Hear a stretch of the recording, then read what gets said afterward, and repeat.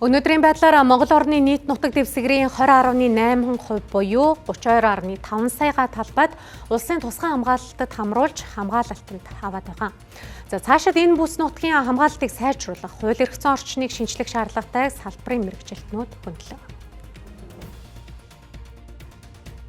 Тусгай хамгаалалтаа газар нутгийн нийт 35 хамгаалтын захиргаа нь улсын төсвийн хөрөнгө оруулалтаар хэрэгжижээдэг. Тэгэхээр зөвхөн тусгай хамгаалтаа 32 мянган газар талбайг хамгаалж байгаа мөртлөө зөвхөн одоо улсын төсвөөр санхүүжилтийн ийм дутагдaltaа зөвхөн хүний нөөцийн асуудал буюу одоо цалин мөнгө, томилтын асуудлыг шийдсэн байдаг. Тэгэхээр энэ асуудлыг бид нар цаашид одоо энэ олон улсын төсөл хөтөлбөрүүдийн хүрээнд тусгай хамгаалалтаа газар нутгийн санхүүжилтийн асуудлыг шийдвэрлэх. Цаашид бид нар яг ямар бодлогын одоо чиг хараатаа, алсын хараатаа ажиллах вэ гэдэг асуудлаа ярилцсан.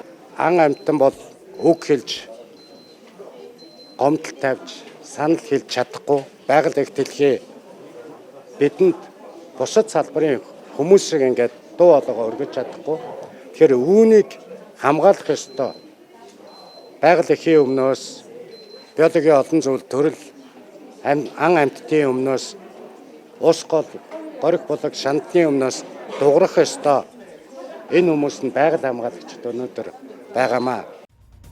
Цаашид экологийн хувьд чухал ач холбогдолтой 21 газрыг тусгай хамгаалалтад авахар мэргэжлийн байгууллагуудтай хамтран судалгаа хийж байна.